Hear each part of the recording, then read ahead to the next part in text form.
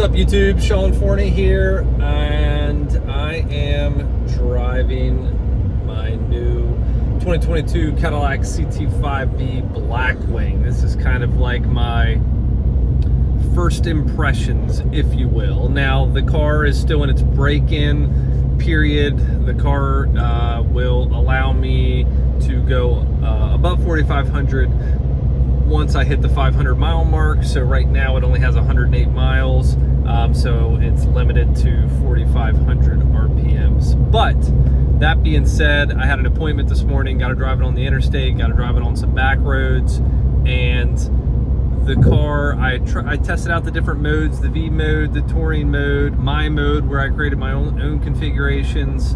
Now again, mine is a manual transmission option because I love shifting gears. I just love the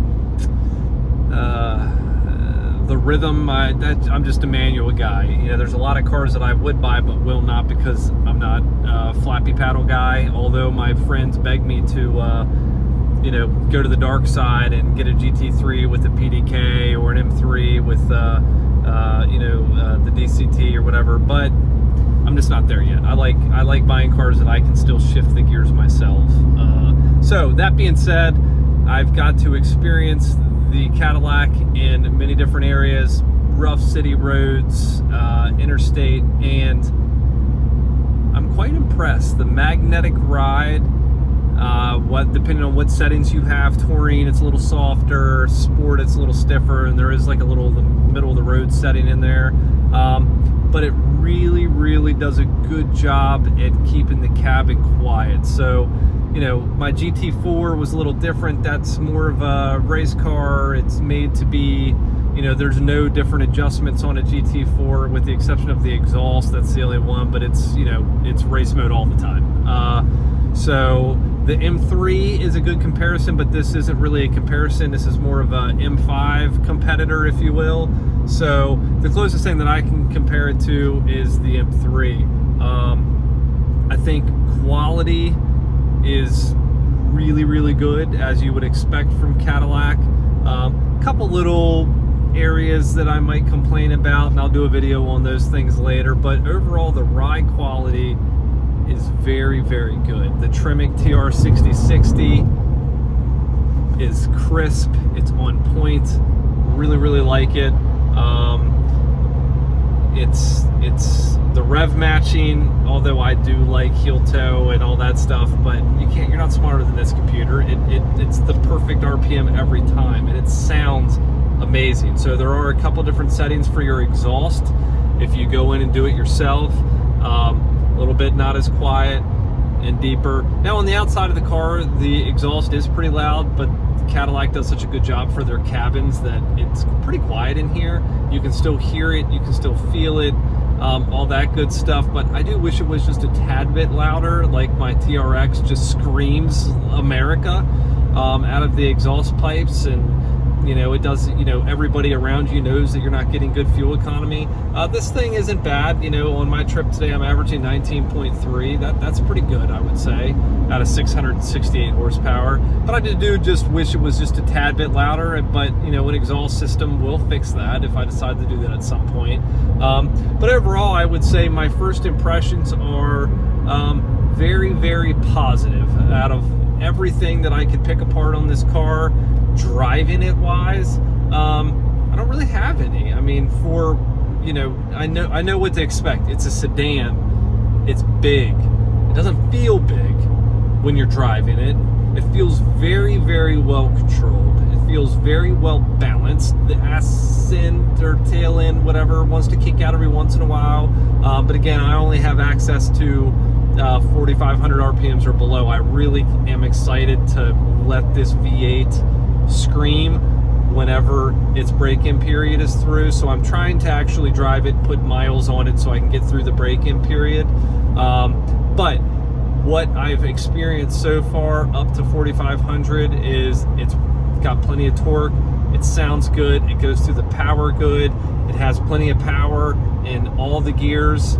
But you know, you can, maybe you can hear it in here, but you can, you know, the rev matching is perfect. You know, it does a really good job.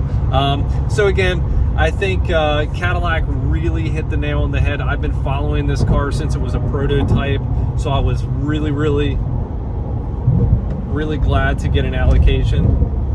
And now that I've waited a year and 10 days, the car is finally here. So I'm really, you can tell by the smile on my face, I'm excited. The LT4 is a very good engine. Supercharger is, you know, I love my TRX. So what is there not to like about forced induction, really? So again, this is just a drive. I had a meeting, and you know, it was about a 100-mile round trip. I'm almost back home now, but overall, the functionability of everything. My one complaint is, for crying out loud, can we get adaptive cruise control on a manual transmission car? I mean, we are pretty capable of downshifting if we needed to, or if it needed to hit the brakes and pressing in the clutch and it's not stalling out. I mean, I feel like our technology has come such a long way now. We should be able to get freaking adaptive cruise control. It has the gap adjustment. Why do we need the gap adjustment if you're not going to give me adaptive cruise control? It's not an option on the manual transmission cars.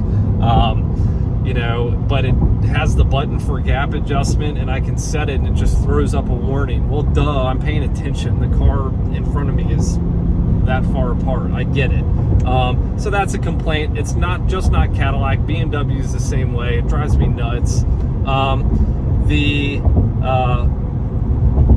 active steering or lane keeping assist, whatever they want to call it, each manufacturer has their own. There we go.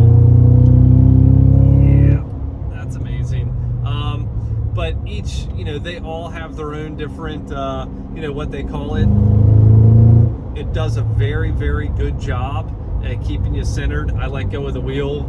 You know, obviously I was paying attention for, you know, over a mile at least. And, you know, finally it gave me a warning that said, you know, put your hands on the steering wheel, you know, or else we're going to hit the ejection seat and you're out of here. But that, you know, that does a great job. Cruise control, it's good. Just no adaptive cruise control. Rev match, great. Steering, handling, great. Braking, great. It's a big sedan. This car does not have the carbon ceramics. Again, if you've watched my other videos, I do understand their purpose, but I'm just not a buyer of carbon ceramic brakes. This car is not going to live on the track. It might see the track 3, 4, maybe 5 times a year.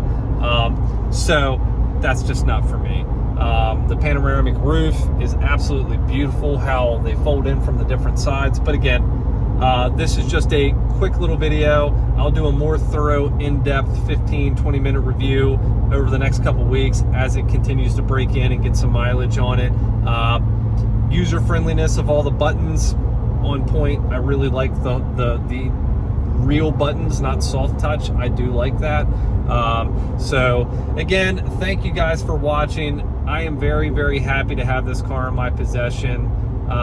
It's been a long time coming, watching it to be developed, watching them release it, getting and searching for an allocation, getting one its sticker, and now waiting a year for it to come. So I'm very excited. I do think all the hype is real.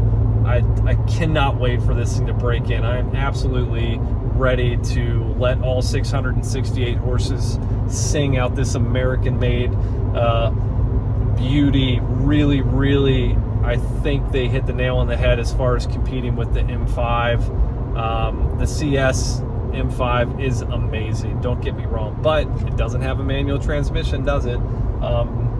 But, you know, they do have that rear-wheel drive mode, which is pretty cool. So, but anyway, stay tuned, guys. Thank you all so much for watching. Make sure you hit the like button, subscribe if you don't mind. I'm trying to grow up my base.